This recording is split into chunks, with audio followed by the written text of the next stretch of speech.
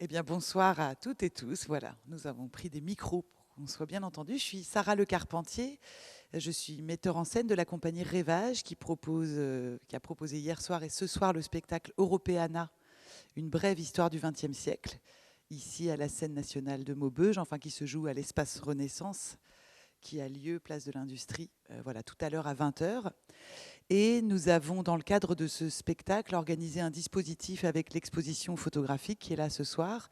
Et dans chaque ville où nous jouons le spectacle, nous essayons de proposer un thème euh, politique, philosophique autour de cette histoire du XXe siècle qui nous concerne toutes et tous. Et donc ce soir, on a le plaisir de recevoir Emmanuel Cherrier, voilà, qui va se présenter lui-même avec cette idée, cette question qui est du moment du vote au passage à l'institution, quel est le chemin démocratique et peut-on se demander si nous sommes en démocratie? Voilà, donc ça fera l'objet d'une rencontre. Ensuite, je vous propose qu'on l'écoute. Donc le thème de ces conférences est hier, aujourd'hui, demain, donc en essayant de retracer un petit peu dans le passé, aujourd'hui, et même, pourquoi pas s'amuser à faire des perspectives sur la suite.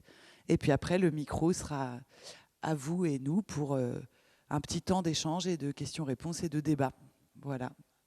Donc merci Emmanuel, on peut l'applaudir et bonne. Merci beaucoup. C'est gentil de faire applaudir avant parce qu'après on ne sait pas, hein, c'est selon l'impression que vous aurez. Écoutez, merci beaucoup pour cette invitation dont je vais me présenter vite fait. Donc Emmanuel Cherrier, je suis enseignant en sciences politiques à l'Université de Valenciennes et à Sciences Po Lille. Donc on m'a demandé d'intervenir ce soir sur la question de la démocratie dans une perspective hier, aujourd'hui, demain, et qui pourra peut-être nourrir une réflexion sur l'Europe, justement, qui est le thème de l'exposition et du spectacle. Alors, c'est un sujet qui est très compliqué, la démocratie, parce que ça paraît simple, et il faut toujours se méfier de ce qui paraît simple, parce que ça ne l'est pas autant que ça. Si on regarde l'actualité depuis un an, on voit qu'il y a eu des mouvements sociaux très importants, les Gilets jaunes, hein, par exemple, enfin, surtout en France, mais dans d'autres pays aussi. Et une des réflexions qui revient, c'est on entend des gens dire on n'est plus en démocratie, ou on n'est pas en démocratie. Certains disaient même qu'on est en régime totalitaire. Bon, ce qui peut paraître un peu excessif quand on pense que la définition du totalitarisme a été faite en prenant l'Allemagne nazie ou l'URSS de Staline. Mais ça nourrit un questionnement sur ce qu'est vraiment la démocratie. Alors la réponse paraît simple, si on prend le mot, c'est en grec, hein, démos kratos, le pouvoir du peuple. Bien. Mais quand on a dit ça, on n'a rien dit, parce que dans aucun pays, dans aucun régime, et je dirais même à aucune époque, le peuple ne sait gouverner lui-même. On a ici un mot dont l'application finalement est en contradiction avec le mot. Le peuple se gouverne, en fait non, le peuple ne se gouverne pas. Et je ne vais pas vous accabler de définitions, etc., on pourra en reparler peut-être après, mais partant de ce constat que nous voyons qu'il y a des élites au pouvoir dans les États, des élites gouvernantes, qu'il y en a toujours eu, sous une forme ou une autre, que même à l'origine en Grèce où le concept a été formé, même si le peuple participait, il y avait quand même des dirigeants pour des durées limitées, mais le peuple ne faisait pas tout lui-même ni en permanence. Donc la question ici, c'est qu'est-ce que c'est qu'une démocratie et est-ce que nous y sommes? Et la réponse peut paraître surprenante. Parce que, pour commencer en évoquant ce qui a été à l'origine de la démocratie, je prends mon papier pour vous donner quelques références, quelques citations qui vont peut-être surprendre un peu. Si on demande aujourd'hui ce qu'est la démocratie, on va nous dire c'est le fait de voter. Spontanément, c'est de dire on va choisir ceux qui dirigent. C'est nous qui les désignons. Ils ne se désignent pas tout seuls. Bon. Et on sait qu'il y a des élections qu'on a eues en 2017, qu'il y en a d'autres l'année prochaine, et ainsi de suite. Il y a un cycle électoral régulier. Et pourtant, cette désignation de représentants a été conçue à l'origine pour éviter la démocratie. Ça veut dire quoi? Ça veut dire qu'on part du principe que la démocratie, c'est fondé sur la confiance. Vous votez pour des gens, c'est que vous leur faites confiance. Ou qu'au minimum, vous leur faites un peu plus confiance qu'à ceux d'en face. Ça peut être aussi par défaut. Mais on part de cette idée. Et bien en fait, cette idée, elle est fausse. À l'origine, le système politique, il a été basé sur la méfiance. C'est-à-dire qu'on a toujours considéré qu'on ne faisait pas spontanément confiance aux gens qui allaient gouverner. Et tout ce qu'on voit comme système juridique ou politique, c'est basé sur la méfiance. C'est ce que disait Montesquieu, le pouvoir est corrupteur. Et donc, que ce soit le contrôle des lois par le Conseil constitutionnel, que ce soit l'existence d'une justice, que ce soit des mandats assez courts pour ramener les élus devant le peuple régulièrement, ça témoigne régulièrement, il y a plein d'autres choses, d'une méfiance envers des élus qui ne sont pas spontanément dignes de confiance, forcément. Ça ne veut pas dire que ce sont forcément des gens malhonnêtes, mais le système a été basé sur cette idée qu'on ne faisait pas confiance spontanément. Et je disais il y a quelques instants que tout le système que nous connaissons et que nous qualifions de démocratique, basé sur l'élection, a été conçu à l'origine pour éviter la démocratie. Alors pourquoi ? Ça paraît bizarre. On est au XVIIIe siècle ou au XIXe siècle, selon les pays, en France, aux États-Unis, qui viennent d'être indépendants, en Grande-Bretagne, qui est la première nation européenne à avoir limité le pouvoir monarchique. Et l'idée de démocratie, pour les pères fondateurs de ces régimes, que ce soit nos philosophes des Lumières, que ce soit les constituants américains, que ce soit les parlementaires britanniques du XVIIe siècle, la démocratie, pour eux, qui sont pétris de culture grecque, pétris d'humanité, de culture latine, la démocratie, c'est ce qui se passait à Athènes au 5e siècle avant Jésus-Christ, c'est-à-dire le peuple est amené à faire des choix lui-même. À Athènes, on réunit les citoyens sur l'agora et puis on leur fait voter les magistrats. Ils votent sur des petits tessons de céramique, ils votent à main levée, ils mettent des petits cailloux de différentes couleurs dans des urnes, il y a plein de systèmes, mais on leur fait désigner les magistrats, on les questionne sur, par exemple, l'ostracisme, c'est-à-dire faut-il virer de la cité certaines personnes qui sont jugées dangereuses. Un général victorieux, par exemple, qu'on suspecte de vouloir profiter de sa popularité à des fins personnelles. Bon, des choses comme ça. Et donc, pour les pères fondateurs de nos systèmes politiques, parce qu'on est encore dans ces systèmes politiques d'essence libérale, la démocratie, quand ils y pensent, c'est le système grec où les citoyens sont appelés à voter, à décider à eux-mêmes, et même à être élus. Puisque à Athènes, on tirait au sort des citoyens qui assumaient des mandats pour un moment, on en élisait d'autres, mais tout citoyen pouvait assumer des fonctions politiques. Pour eux, c'était ça. Et pour eux, ça, c'est pas question. Au XVIIIe, au XVIIe, au XIXe siècle, ce genre de ce qu'ils appelaient à l'époque la démocratie, c'est pas concevable. C'est pas concevable pour deux raisons. D'une part, c'est que le peuple n'est pas éduqué, c'est-à-dire nos pères fondateurs estiment qu'on ne peut pas laisser le pouvoir à des gens qui n'ont aucune culture politique, aucune formation, aucune éducation. Et d'autre raison, c'est la fortune. C'est-à-dire qu'il y a cette idée que pour gérer un pays, une ville, un département, il faut avoir une expérience de gestion dans son patrimoine personnel. Je donne quelques références pour vous montrer que ce que je dis n'est pas uniquement issu de mon cerveau malade. Mais par exemple, si on prend Rousseau, qui n'est pas le plus aristocratique des philosophes, il parle de la populace abrutie et stupide. Si Macron disait ça, je ne suis pas sûr qu'il vivrait longtemps. Pour Sieyès, un des pères fondateurs de la Déclaration des droits de l'homme, nous sommes forcés de ne voir dans la plupart des hommes que des machines de travail. Ils apprécieront. Vous ne pouvez leur refuser la qualité de citoyen à ces individus sans instruction qu'un travail forcé absorbe en entier. Puisqu'ils doivent obéir à la loi tout comme nous, ils doivent aussi concourir à la faire, mais en donnant leur confiance à certains d'entre eux, pas tous. Et puis, je vous donne juste quelques petites références. En parlant de fortune, vous avez un révolutionnaire de la Révolution française qui s'appelait Boissy d'Anglas et qui déclarait en 1795 « Nous devons être gouvernés par les meilleurs, c'est-à-dire ceux qui possèdent une propriété, qui sont attachés à la tranquillité, qui la conservent, et qui doivent à cette propriété et à l'aisance qu'elle donne l'éducation qui les a rendus propres à discuter avec sagesse. Un pays gouverné par les propriétaires est dans l'ordre social, celui où les non-propriétaires dominent est dans l'état de nature. » La dernière phrase est explicite.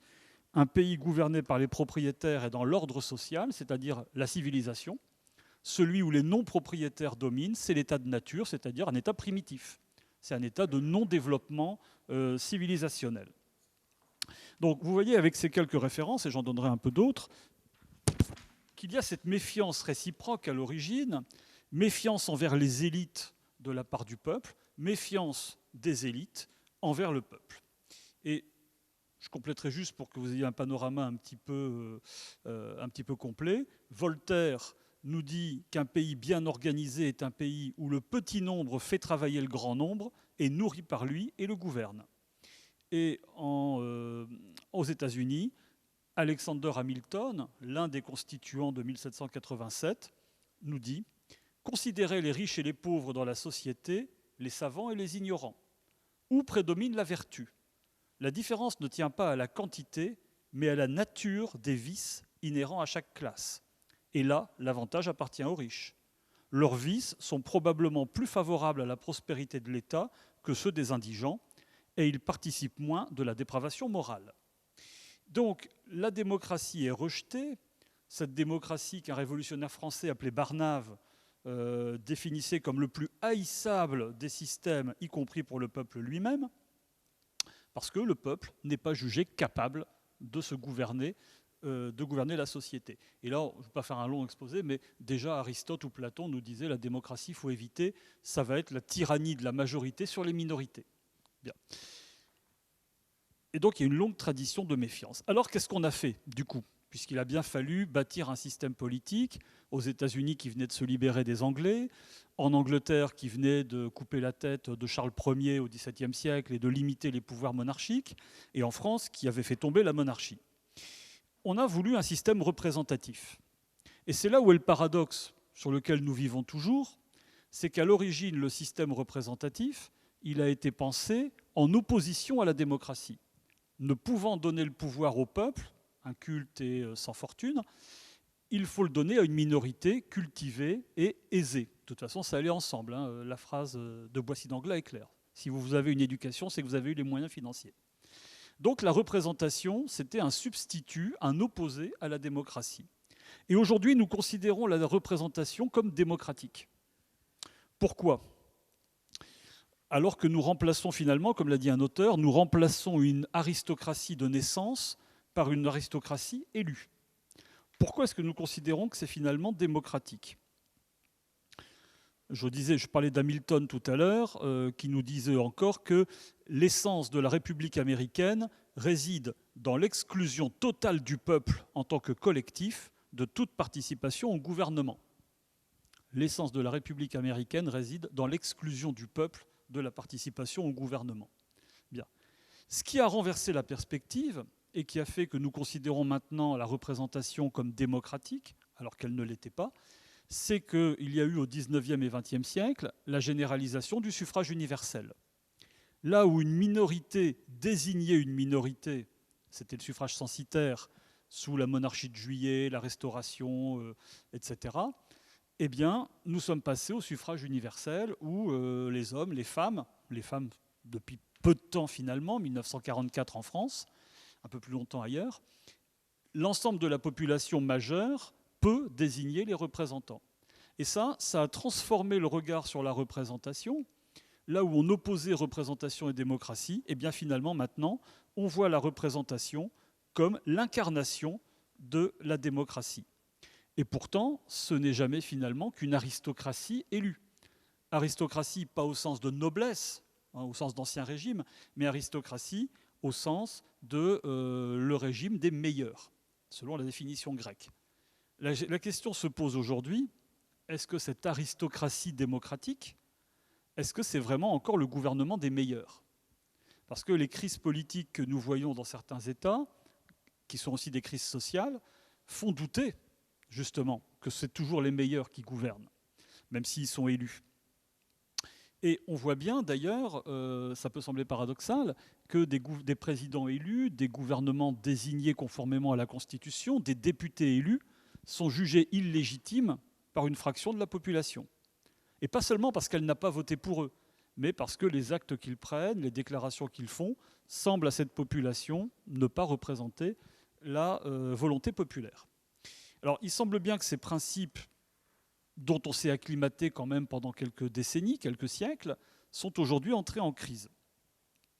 Nous ne parlons bien sûr plus du même peuple qu'en 1789 ou au XIXe siècle, avec l'éducation, l'instruction publique qui ont été développées, Jules Ferry et quelques autres, avec l'accès de plus en plus fréquent aux études supérieures, avec la société de masse qui a répandu les loisirs de masse, mais aussi une culture de masse avec ce genre de choses, mais aussi une société de plus en plus atomisée.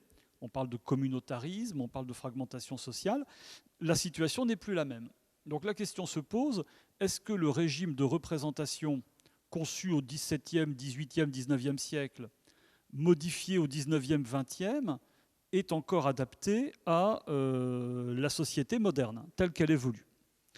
Et là-dessus, plusieurs auteurs se sont penchés, j'en ai retenu un ou deux dont la pensée est assez explicite, se sont penchés là-dessus et évoquent notamment la crise de l'idée de représentation.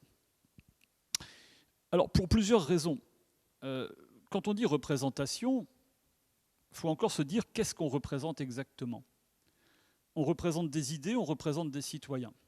Et si on représente des citoyens, est-ce que c'est un citoyen abstrait, théorique, comme on dit les droits de l'homme et du citoyen, c'est un homme ou un citoyen assez universel, donc assez abstrait, ou est-ce qu'on représente un peuple concret? Et là, je vous donne une petite citation qui vient de Condorcet, qui était ce mathématicien philosophe sous la Révolution, qui a été guillotiné puisqu'il était marquis de son État, et qui disait « Le peuple m'a envoyé à la Convention non pour soutenir ses opinions, mais pour exposer les miennes. » Bon. C'est-à-dire que ce représentant nous disait « Je ne suis pas là pour porter la voix du peuple, je lui ai donné mon programme électoral, il m'a élu, donc c'est mon programme, c'est mes idées qu'on m'a demandé de porter, ce ne sont pas les idées de X ou Y, de mes électeurs ou des citoyens. » Et évidemment, le problème ici, c'est qu'on a admis dès le début que les représentants n'avaient pas à être conformes au peuple qu'ils représentent. Ça pose un vrai problème qui actuellement, je crois, devient de plus en plus brûlant. C'est qu'on a considéré longtemps qu'on représentait des idées et que donc, si vous adhérez à une idée et que vous êtes boulanger, par exemple, peu importe que cette idée soit portée à l'Assemblée par un avocat ou un médecin, qui est d'une catégorie sociale différente de la vôtre. C'est l'idée qui compte.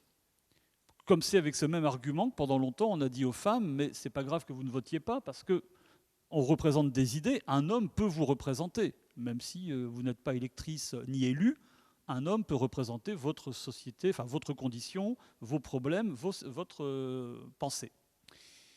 Aujourd'hui, c'est quelque chose peut-être qui ne passe plus. Parce que si vous regardez la composition sociologique des assemblées, on s'aperçoit que les minorités, qu'elles soient ethniques, sexuelles, religieuses, ne sont pas représentées en tant que telles. On s'aperçoit qu'il y a encore beaucoup plus de représentants hommes que de représentants femmes. En France, pour l'instant, dans l'Assemblée nationale actuelle, on est à 38% de femmes, ce qui est déjà un progrès. On était à 25% dans la mandature précédente. Il y a eu un boom démographique, si je puis dire. Et donc, on a en plus la crise de ce qu'on appelle de la médiation, c'est-à-dire que les partis politiques qui sont des agents de représentation sont en crise. On voit bien qu'ils sont extrêmement impopulaires. Dans tous les sondages sur l'attachement à la démocratie, les gens se disent attachés à la démocratie.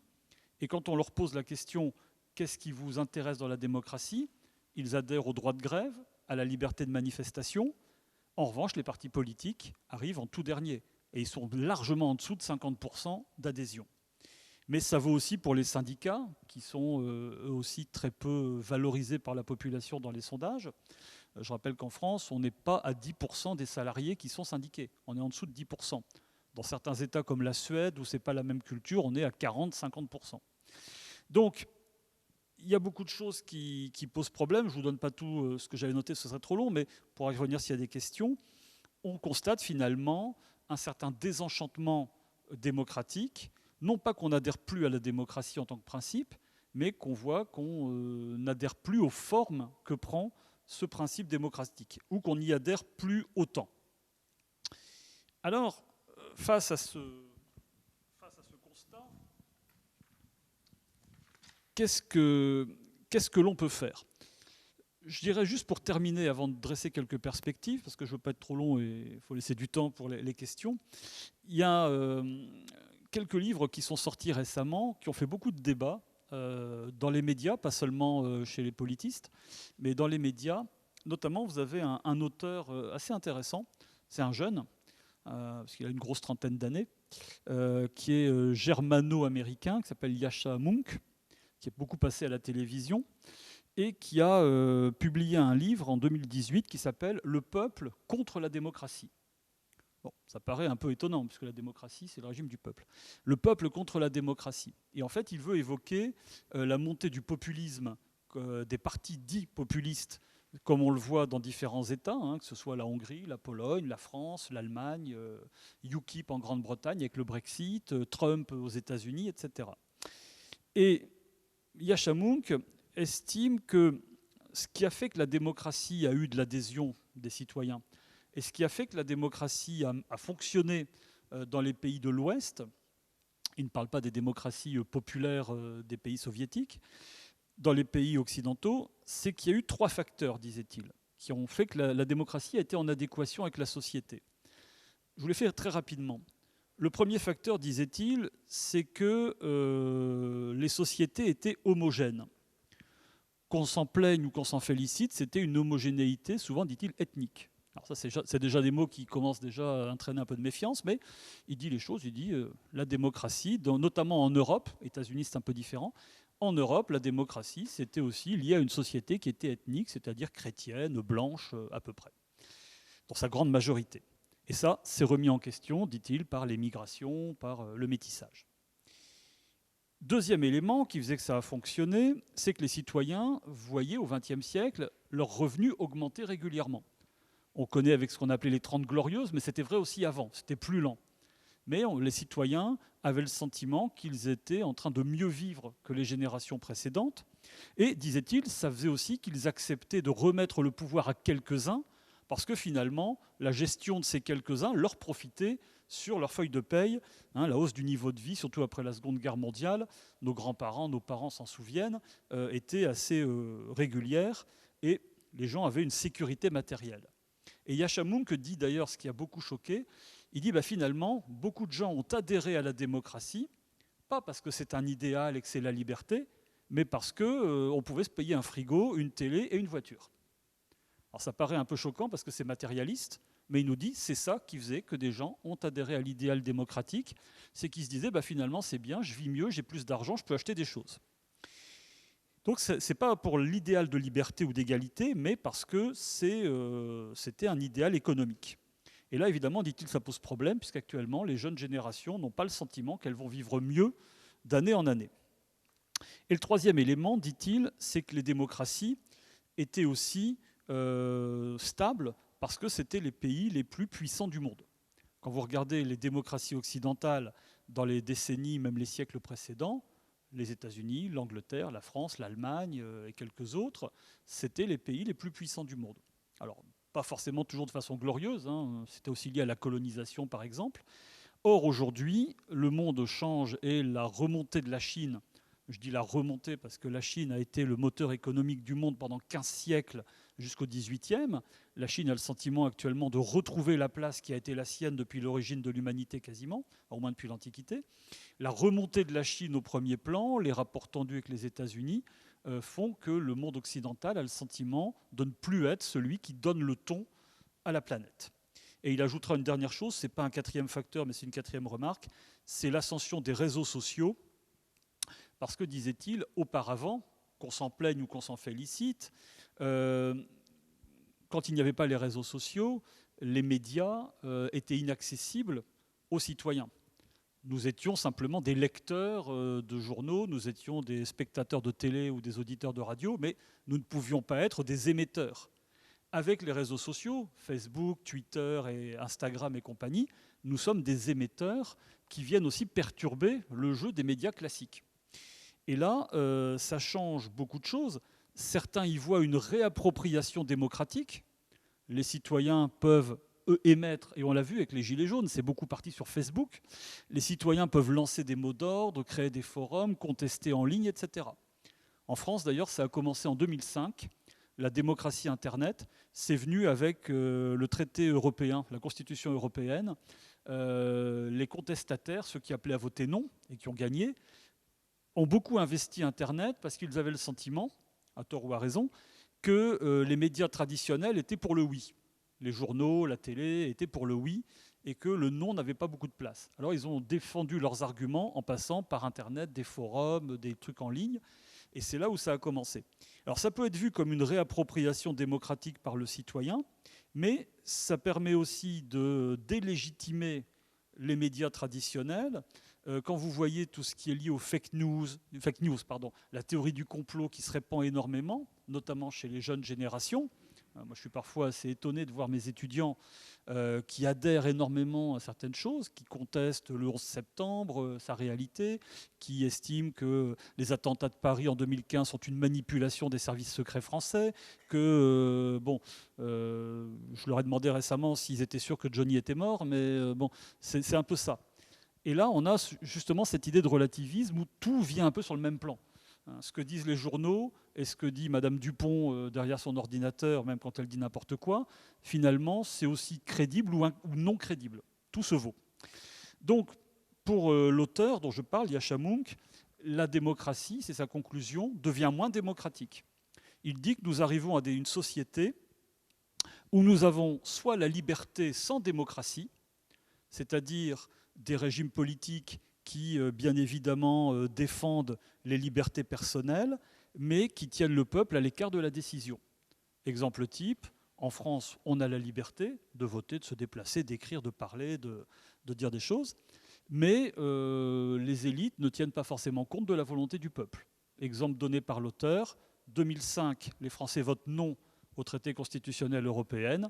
Quelques années après, traité de Lisbonne, les parlements européens réadoptent un traité assez peu modifié, qui finalement ne tient pas vraiment compte du non qui a été dit par le peuple néerlandais, qui a voté non aussi, et les Français. Donc, une liberté sans démocratie, ou dans d'autres États, une démocratie sans liberté. C'est-à-dire des États où on vous laisse, par exemple, voter. Vous pouvez voter en Pologne, en Hongrie, en Russie, vous avez une liberté de vote entre plusieurs partis qui ne sont pas forcément du même avis, mais il n'y a pas de liberté derrière. Il y a une liberté formelle de vote, une sorte de pluralisme politique, mais vous avez de moins en moins de liberté de la presse, de moins en moins de liberté individuelle. On élimine les cours suprêmes constitutionnelles, on restreint la liberté de la justice de mener des enquêtes, etc. Donc, démocratie sans liberté, liberté sans démocratie, à l'arrivée, ça donne des régimes assez inquiétants, une évolution assez inquiétante. Alors, quelle évolution serait possible? Et c'est le troisième point que je voudrais évoquer avant de vous laisser la parole. Plusieurs perspectives se dressent, dont certains auteurs ont donné quelques pistes. Globalement, ça passe soit par refonder le système existant, le ramener à ce qu'il était et qui fonctionnait pendant un moment, soit inventer autre chose. Mais tout le monde part du principe, finalement, qu'on ne peut pas garder le système tel qu'il est en l'état, il faut faire quelque chose, soit refonder le système en repartant à la base avec peut-être un peu de nouveauté, soit inventer un autre système. Alors, est-ce qu'il faut, première possibilité, est-ce qu'il faut refonder la démocratie représentative ? Celle dont j'ai parlé en commençant, qui est la nôtre, qui n'était pas démocratique à la base, et qui est maintenant un mélange de démocratie et de représentation. Faut-il la refonder? Alors, la refonder comment? Bon, si je prends l'auteur dont j'ai parlé, je ne vais pas développer trop, mais si je prends la thèse de Mounk, il faut effectivement, dit-il, restaurer l'État-providence, c'est-à-dire rendre aux citoyens les plus modestes cette idée que le régime politique en place, la démocratie, leur est profitable, c'est-à-dire qu'ils puissent y gagner à nouveau une amélioration de leurs conditions de vie. Et l'auteur plaide notamment pour l'augmentation des impôts des plus fortunés, ce qui inclut aussi les grandes entreprises, dont là, c'est un problème évidemment de transnationalité. Il évoque aussi l'éducation et l'enseignement des valeurs de la démocratie qui doivent être renforcés. Il évoque aussi ce qu'il appelle un patriotisme inclusif, Là aussi, ça a fait polémique, ça a fait débat. Il évoque un patriotisme inclusif, c'est-à-dire qu'il plaide contre la société multiculturelle. Il plaide pour une société qui unit les citoyens autour des valeurs patriotiques, plutôt que de considérer que chacun peut développer son idée un peu partout. Ça fait écho, pour vous donner un exemple, à un autre auteur américain qui s'appelle Mark Lilla, qui lui fustige dans un livre le fait... Alors, il est démocrate, et il fustige le fait que si vous allez sur le site du Parti démocrate américain, vous allez trouver des dizaines d'onglets sur lesquels cliquer. Et en fait, chaque onglet correspond à une situation. Si vous êtes noir, cliquez ici. Si vous êtes latino, cliquez ici. Si vous êtes homosexuel, cliquez ici. Si vous êtes une femme, cliquez ici. Si vous êtes un jeune, c'est pour vous. Un vieux de tel âge, c'est pour vous. Un habitant des villes, c'est là. Un habitant de la ruralité, c'est là. Et l'auteur dit, voyez, avec ce genre de choses, on encourage la fragmentation. Où est le projet fédérateur si on commence à dire à chacun un élément différent, parce que ça va lui parler et qu'il va voter, mais où est le projet collectif dans ce genre de choses? Donc c'est pour ça qu'il parle de patriotisme inclusif. Mais d'autres auteurs estiment qu'il ne faut pas simplement restaurer le système tel qu'il est. Munch dit qu'il faut revenir à avant, il faut restaurer ce qui marchait avec des moyens modernes. D'autres auteurs disent non, restons dans la démocratie représentative, n'allons pas vers autre chose, mais faisons une autre démocratie représentative. Et là, juste un petit point en passant, ça amène ce que certains appellent la représentation descriptive. Alors c'est une question très intéressante, mais très complexe. Qu'est-ce que c'est la représentation descriptive? C'est justement l'inverse de ce que disait Condorcet, que j'ai cité tout à l'heure. Condorcet disait « le peuple ne m'a pas envoyé, je vous rappelle, ne m'a pas envoyé pour porter ses idées, mais pour développer les miennes. » Bon. J'ai dit tout à l'heure, on n'a pas considéré que les représentants devaient être des miroirs des représentés. On n'a pas considéré que les représentants devaient être identiques sociologiquement, socialement, politiquement, philosophiquement aux représentés. Eh bien, la représentation descriptive, c'est de considérer que les représentants doivent être une projection fidèle des représentés. Si vous êtes une femme, seule une femme peut bien vous représenter, parce que c'est elle qui est la mieux placée pour comprendre vos problèmes. Je prends un exemple qui parlera peut-être à certaines personnes.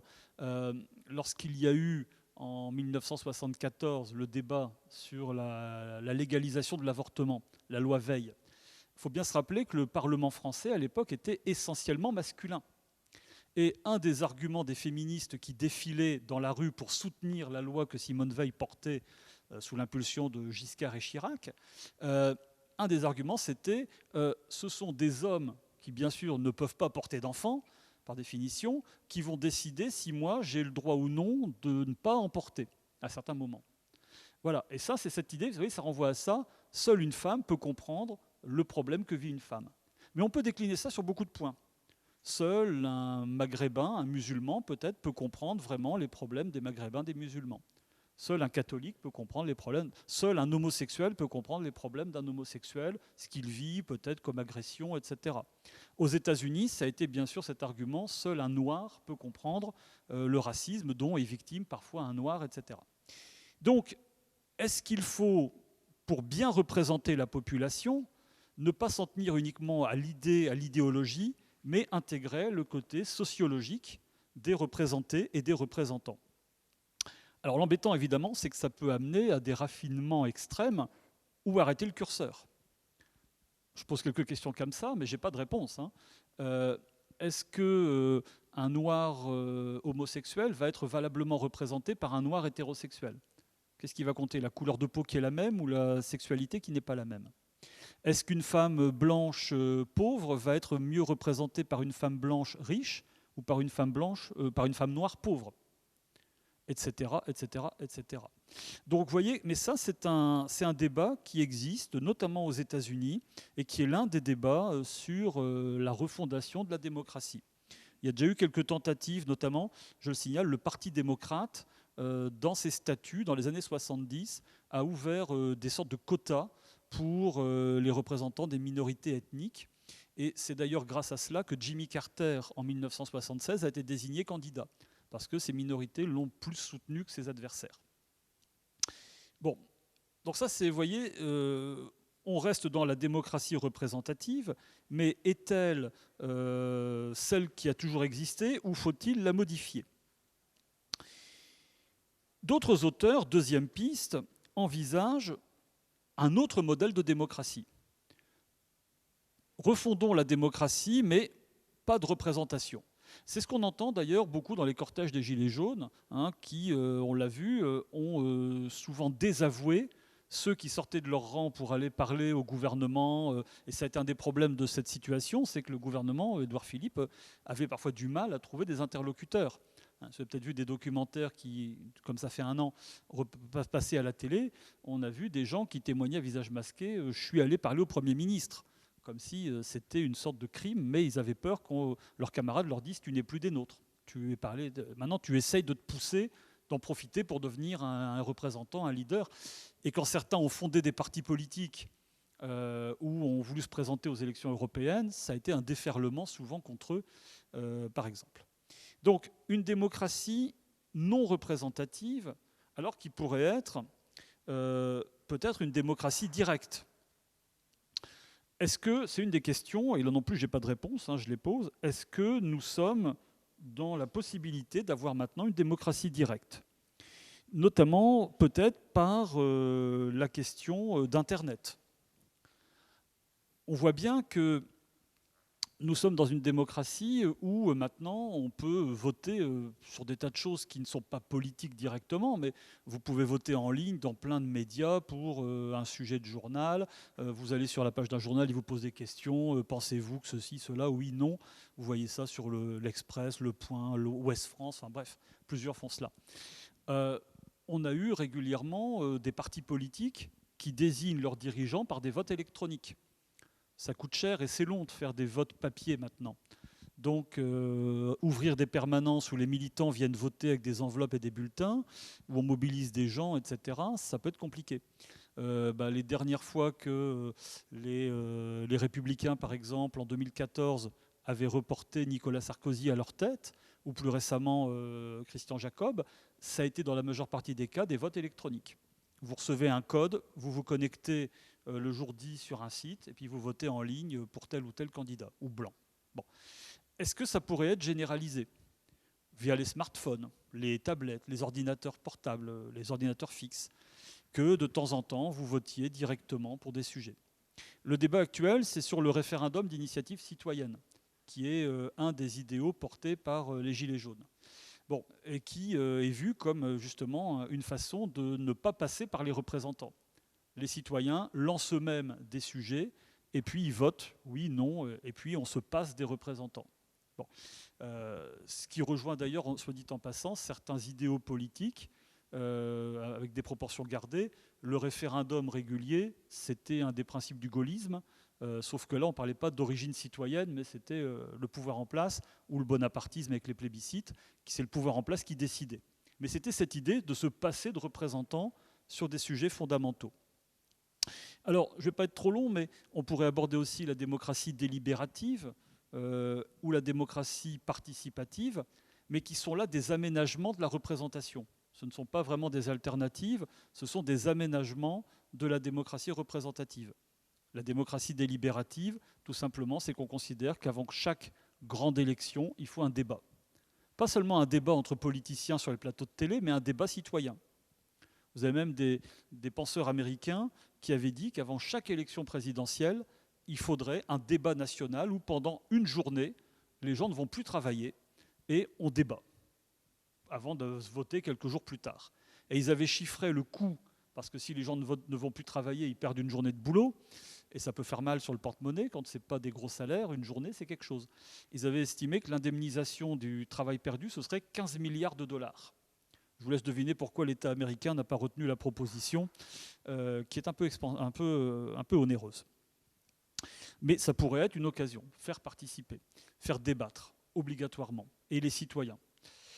La démocratie participative, comme son nom l'indique, on se souvient, c'était un des slogans de Ségolène Royal en 2007 en France. La démocratie participative, c'est cette idée que le citoyen ne se contente pas de voter de temps en temps, mais participe régulièrement à la vie publique. Ça peut être, par exemple, dans certaines mairies, ça se fait avec des budgets participatifs. Pour des comités de quartier, par exemple, la mairie dit, voilà, vous avez un budget de 50 000 € sur l'année, vous en faites ce que vous voulez. Bon, avec un certain contrôle, ce n'est pas pour aller faire la fête à Paris, mais c'est pour des projets que vous décidez vous-même entre citoyens. La mairie se contente de contrôler la légalité du procédé. Ça peut être ça. Il y a des communes qui font référence. Porto Alegre au Brésil, c'est un lieu assez connu pour ça. Donc ça peut être ce genre de choses. Les citoyens gérant eux-mêmes des domaines que les élus ne gèrent plus. Bon.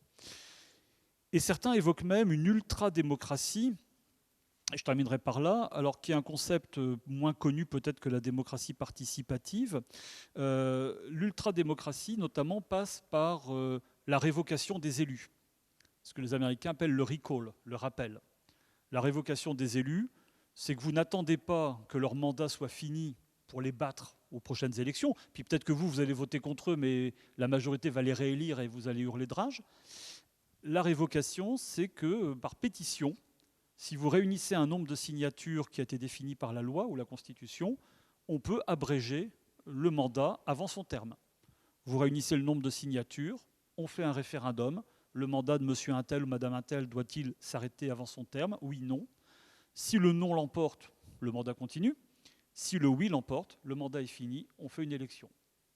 C'est-à-dire que là, on reste dans le principe électoral, simplement on le fait revenir plus vite. Il y a quelqu'un que vous connaissez tous qui a remporté un siège grâce à cela, c'est en Californie en 2000 pour le poste de gouverneur, c'est Schwarzenegger. Il y avait un gouverneur qui s'appelait M. Davis, qui était jugé incompétent. Il y avait une crise de l'énergie énorme en Californie, à tel point qu'à certains moments, à Los Angeles, on avait branché des câbles sur les réacteurs des sous-marins nucléaires dans la base navale pour alimenter la ville. Et Schwarzenegger a lancé cette idée d'une pétition, ces relais du Parti républicain l'ont fait, les citoyens ont pétitionné, les signatures ont été atteintes, le référendum a eu lieu, le oui à l'interruption du mandat l'a emporté, une nouvelle élection a eu lieu, le gouverneur sortant s'est représenté, il a été battu. Et Schwarzenegger a fait 3 mandats. On l'a appelé gouvernator, d'ailleurs, à ce moment-là. Bon. Donc ça peut être ça, la révocation, le mandat impératif. Le mandat impératif, alors actuellement, il est interdit en France, dans la Constitution, c'est un mandat représentatif. Le mandat impératif, c'est que votre élu, avant des votes importants qu'il doit faire à l'Assemblée, par exemple, ou des décisions qu'il doit faire, vient devant une assemblée citoyenne et il dit, voilà, qu'est-ce que je fais? Il y a telle loi qui arrive dans 3 semaines, qu'est-ce que vous voulez que je vote? Si la majorité de l'Assemblée dit, vous votez contre, il vote contre. Si elle dit, vous votez pour, il vote pour. C'est-à-dire que là, on est bien dans cette idée d'un décalque, pas sociologique, mais idéologique. Ses électeurs lui ont dit, tu fais ça, il fait ça. Et s'il ne le fait pas, il perd son mandat. Donc on est vraiment dans un mandat impératif. Ce qui peut aussi poser quelques problèmes, je le signale, parce que je parlais de la ville de Porto Alegre, au Brésil, qui est un peu pionnier pour ces initiatives, ces expérimentations de nouvelles démocraties. La ville a été découpée naturellement en quartiers. Chaque quartier a un représentant. Et lorsqu'il y a des votes au conseil communal, chaque quartier se réunit et dit à son représentant « tu votes ça ». L'embêtant après, c'est que comme c'est un mandat impératif, le représentant, quand il va négocier avec ses petits camarades pour voter globalement pour la cité, il n'a pas de marge de manœuvre. Parce que ses électeurs lui ont dit « tu votes ça ». Il ne peut pas faire des compromis. S'ils lui ont dit « tu votes telle loi, mais, enfin, tu votes telle délibération, mais pas celle-là », il ne peut pas faire de négociation avec les autres. Et parfois, il faut négocier un peu. Quand vous n'avez pas de majorité, parfois on fait des compromis. Je te prends ton truc, mais tu me prends mon machin. Et là, comme c'est impératif, ils ne peuvent pas négocier sans se trahir. Donc, ça peut bloquer le système aussi. Ça peut être vu comme très démocratique, mais ça peut aussi se confronter aux choix différents d'un autre quartier, et ça bloque le système. Voilà, donc simplement, c'est des pistes que je lance. Pour terminer, il y aurait énormément à dire, mais il faut être synthétique. Vous voyez que pour l'Europe, la question de l'Europe, c'est des questions qui se posent. Ça ne se pose pas seulement au niveau national, mais au niveau local et au niveau international. L'Union européenne, dont je ne suis pas spécialiste, je l'ai signalé, mais l'Union européenne, c'est une construction qui, dans le monde, n'a pas d'équivalent. Et dans le passé, n'a pas de précédent.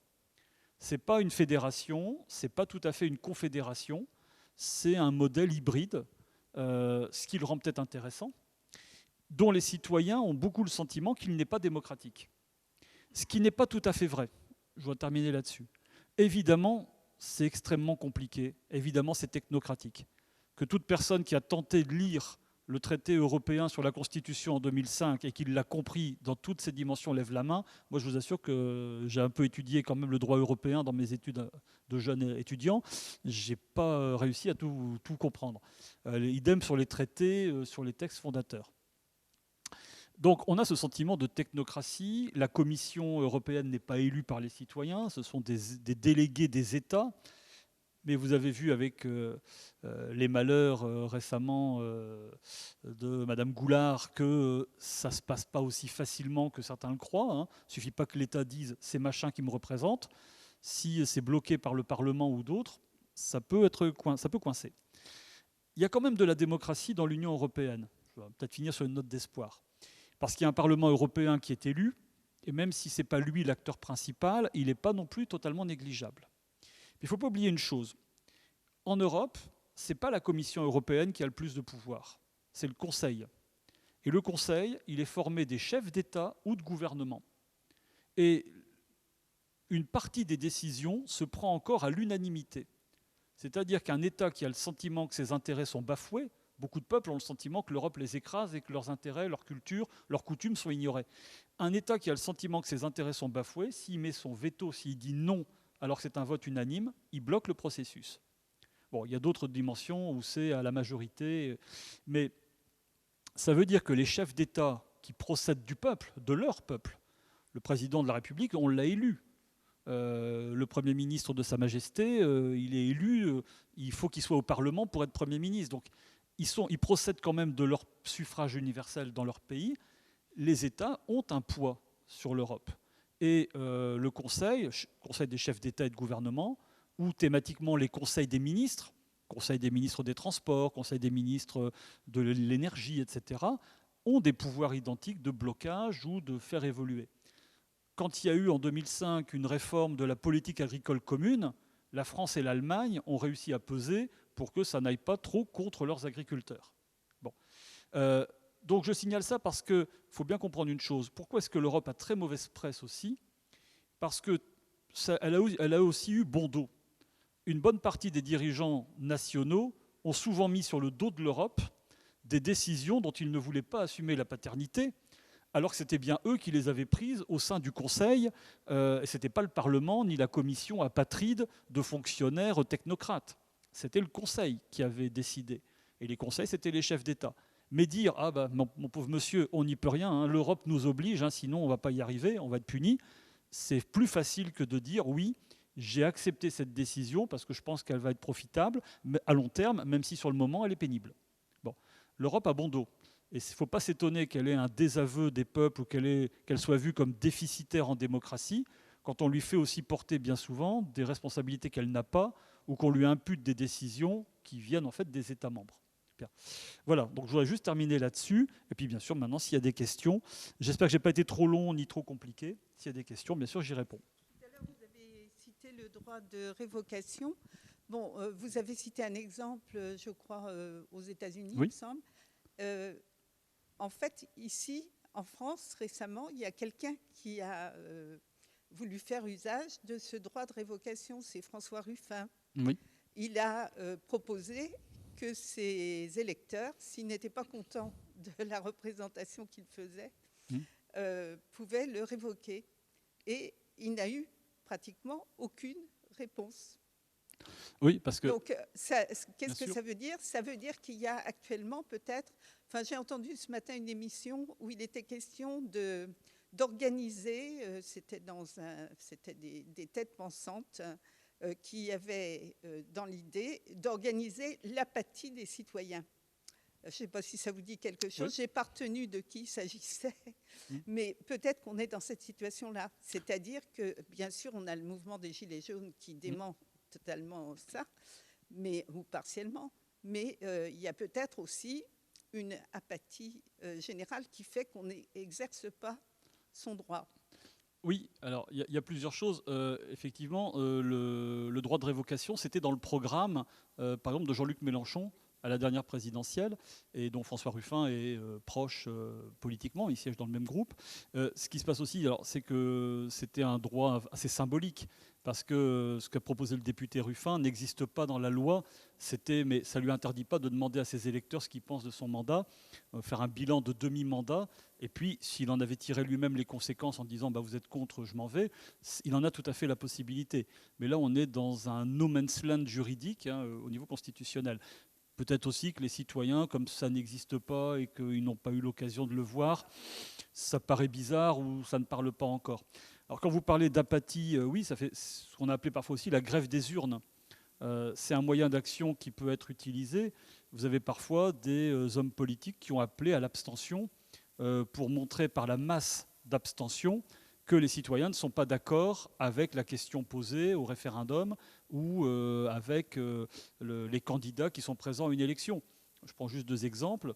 En 1988, en France, on a eu un référendum sur le statut de la Nouvelle-Calédonie, où il y avait eu des troubles graves, il y a eu des dizaines de morts. Il y a eu énormément d'abstentions, parce que pour la métropole, la Nouvelle-Calédonie, beaucoup s'en fichaient complètement. C'est trop loin, ça ne parle pas. Mais il y avait aussi le RPR, le parti chiracien, le parti gaulliste, qui avait appelé à l'abstention, en disant nous ne voulons ni voter oui, parce que c'est soutenir Mitterrand, et c'est marcher vers l'indépendance, parce qu'ils estimaient que les accords de Nouméa donnaient trop de poids aux indépendantistes, mais nous ne voulons pas voter non, parce que la paix civile a été rétablie, et qu'il ne faut pas la briser. Donc, ne votons pas. Et l'abstention a été forte. Je ne dis pas que c'est uniquement parce que Chirac avait appelé à l'abstention, mais ça a joué. Autre exemple qui est à l'étranger, en Argentine, alors ça remonte assez loin, mais il y avait eu un moment, un phénomène politique qu'on appelait le péronisme, du fait de Juan Perón, qui était le dirigeant historique après 1945. Et à un moment, Perón avait perdu le pouvoir. Et lorsqu'il y a eu une élection présidentielle où des candidats s'affrontaient sans lui, il avait appelé les citoyens à ne pas voter, en disant ceux qui me soutiennent n'allaient pas voter. Et il y a eu 40% d'abstention, ce qui était énorme à l'époque en Argentine. Donc le fait de dire aux gens n'allez pas voter, c'est une façon aussi de manifester, vous parlez d'apathie, un mécontentement, c'est un acte politique. Ça fait partie des nouvelles pratiques politiques. Je n'en ai pas parlé parce que pas le temps, mais dans le nouveau rapport à la démocratie, il y a aussi des nouvelles techniques que le citoyen utilise. Pendant longtemps, on a expliqué l'abstention comme étant le fait de personnes désocialisées, des exclus, des marginaux, des SDF. À l'époque où on avait 85-90% de participation à chaque élection quasiment. Et où les partis politiques avaient un poids qui faisait que quand ils donnaient un mot d'ordre, les gens y allaient. On votait comme disait tel ou tel parti. Maintenant qu'on a des abstentions qui sont parfois massives, exemple, le référendum en 2000 sur le passage au quinquennat, 70% d'abstention. Les élections législatives, on arrive maintenant à 50% d'abstention. Quand elles suivent les présidentielles, on a le sentiment que ça a été acquis aux présidentielles, on ne va pas les voter une 3e fois. Et puis d'autres, etc.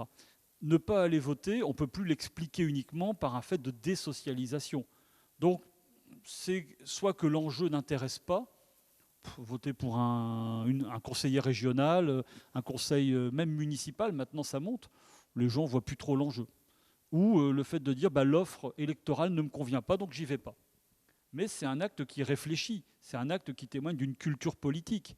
Et donc ça devient un moyen que le citoyen utilise aussi pour dire cette élection, j'y vais pas parce que votre truc, ça m'intéresse pas, ou ce que vous dites, ça me convainc pas. Voilà. Alors le problème, évidemment, c'est que quand l'abstention devient de plus en plus fréquente, et c'est ce qui se passe depuis une trentaine d'années, depuis la fin des années 80, quand l'abstention devient de plus en plus fréquente, évidemment, ça pose le problème de cette démocratie fondée sur l'élection de quelques-uns, dont je parlais au début. Je n'ai pas cité l'abstention au début, enfin vaguement, mais l'abstention militante, c'est un signe de désaveu, pas envers la démocratie, mais envers la forme représentative pure qu'elle incarne. En tout cas, je suis assez heureuse de voir que effectivement, la culture et le débat peuvent se mêler, puisque votre présence ici ce soir et le fait qu'on agisse ça entre art, culture, débat politique, ça redonne goût et espoir, en fait, ce que vous disiez tout à l'heure. Est-ce qu'on a le temps de débattre? On voit bien là les âges qu'on a, la disponibilité par rapport à une population active, justement, est très mixte et très peut-être différente, mais en tout cas de prendre le temps, je trouve, du thème et du débat qui n'est pas un débat télé ou, comme vous disiez, un mur Facebook où on va commenter. Je trouve que déjà ça peut appeler effectivement à une forme de réflexion commune. Donc c'est peut-être effectivement par là qu'on va pouvoir essayer de passer. Je crois qu'il est l'heure de conclure. Il y a une dernière remarque, on peut, tout à fait. Oui, une autre remarque à propos de ce que vous disiez sur le Conseil européen, où, enfin, il semble qu'il y ait un hiatus quand même entre les décisions du Conseil européen, donc formées par les chefs d'État, et les citoyens, ou du moins la perception qu'ils ont de la politique européenne. Alors, est-ce que c'est pas aussi parce que les représentants de nos États, nos chefs d'État, parlent tous d'une même voix et dans la même mouvance politique? Alors, oui et non. J'ai envie de répondre deux choses. La première, c'est oui, vous avez un hiatus, vous le signalez, mais est-ce que ce hiatus n'existe pas aussi au niveau national ? Je ne vais pas toujours parler des Gilets jaunes, mais ils sont tellement emblématiques de témoigner justement d'un rejet de la parole présidentielle, etc. Ou si on se rappelle avant, même sans ramener tout à M. Macron, le discrédit de François Hollande ne pouvant même plus se représenter. Finalement, depuis Jacques Chirac, aucun président n'a été réélu. Hein. C'est le seul qui a été réélu dans des conditions spécifiques quand même. Donc, il y a des hiatus aussi au niveau national. Regardez en Grande-Bretagne, le débat sur le Brexit, ce n'est pas seulement un débat sur à quel moment on sort, c'est aussi une partie de la population qui dit mais on ne veut pas sortir. Ou qui dit on n'a pas voté, on nous a trompés quand on a dit que ça allait se passer facilement, que l'argent on le garderait pour le Royaume-Uni. Et des jeunes qui disent, ce qui m'a beaucoup frappé, c'est de voir aussi récemment des jeunes qui n'ont pas pu voter en 2016 parce qu'ils étaient trop jeunes et qui disent ça rejoint un peu ce que je disais quand je parlais de l'avortement, où des femmes disaient des hommes décident pour nous, des jeunes qui disent les générations précédentes, elles ont voté à l'époque pour notre avenir, et nous, maintenant, on a 18-19 ans, on ne peut plus rien dire, on va sortir de l'Europe alors qu'on est convaincu que notre avenir se joue en Europe.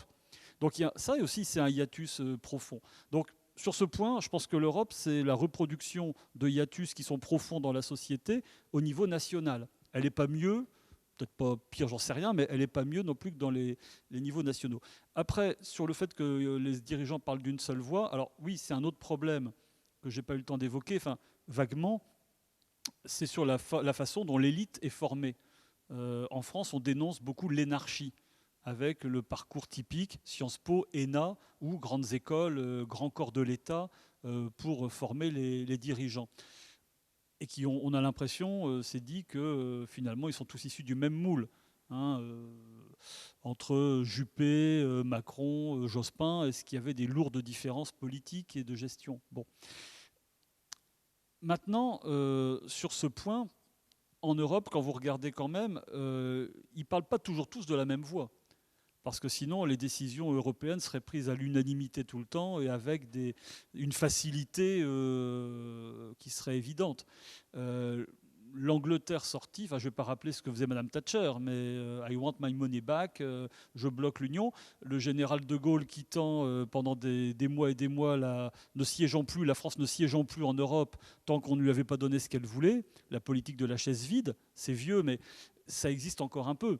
Tout à l'heure, je disais que la France et l'Allemagne avaient réussi à réorienter la politique agricole quand on devait la redéfinir. Ça s'est fait contre la Pologne, qui a aussi une grosse agriculture et qui n'en a pas gardé un souvenir enchanté.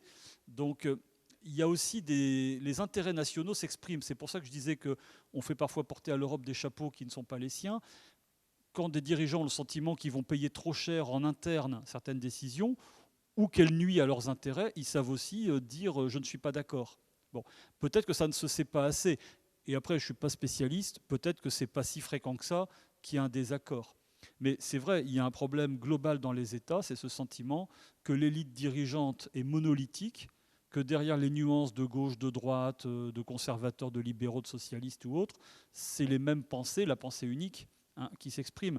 Et c'est ça aussi qui fait un des succès des mouvements populistes, c'est qu'eux portent une parole différente. Alors on peut juger que cette parole est grotesque, qu'elle est outrancière, qu'elle est simpliste, chacun pense ce qu'il veut. Mais un des trucs qu'est-ce qui a fait le succès de Trump par rapport à ses rivaux républicains? Personne ne misait un centime sur Trump quand il s'est lancé. Dans le parti républicain, on pensait que ce serait Jeb Bush ou Rudolph Giuliani qui prendraient le leadership. Et Trump les a évincés. Et face à Hillary Clinton, bon, elle a gagné le vote populaire, mais le système politique fait que c'est lui qui a gagné les grands électeurs. Il y a un truc très important, je ne l'ai pas dit, je n'ai pas eu le temps, mais je vais le dire maintenant. Ce qu'on voit peut-être pas beaucoup. On a fait du vote Trump, on l'a analysé en disant c'est un vote de petits blancs déclassés, qui ont peur de l'immigration mexicaine, qui ont peur de la pauvreté, qui voient partir les emplois vers le tiers-monde. Oui, en partie, mais pas que. Ce qui peut paraître étonnant, c'est que vous avez 29% de l'électorat latino qui a voté pour Donald Trump.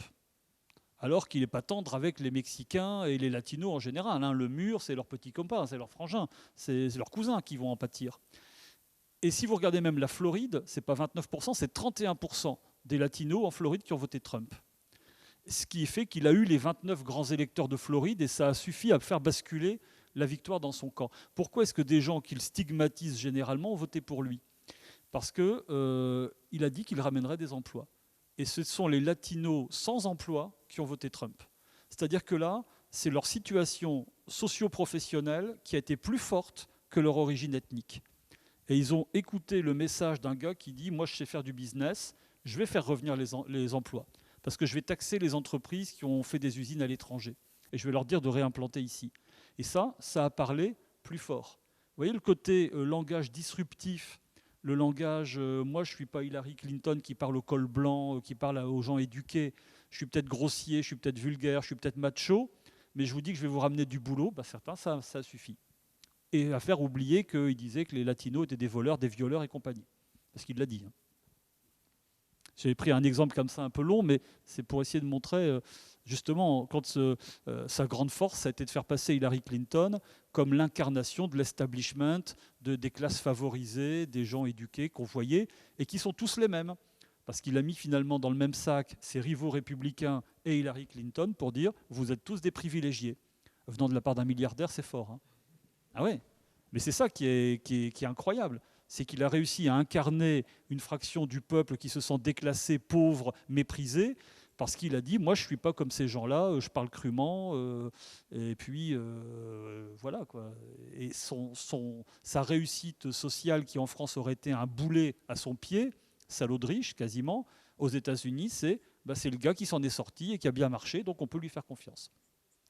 Faisant oublier d'ailleurs qu'il avait hérité beaucoup de papa. Hein. Il ne s'est pas fait tout seul. Hein. Non, mais ça, c'est ce qu'il dit. Mais il s'est dit, je me suis fait tout seul. D'ailleurs, j'ai échoué, j'ai fait des faillites plusieurs fois, mais j'ai remonté. Mais à la base, quand vous recevez 200 ou 300 millions de dollars de papa, ça aide à se lancer. Merci de votre accueil, de votre gentillesse.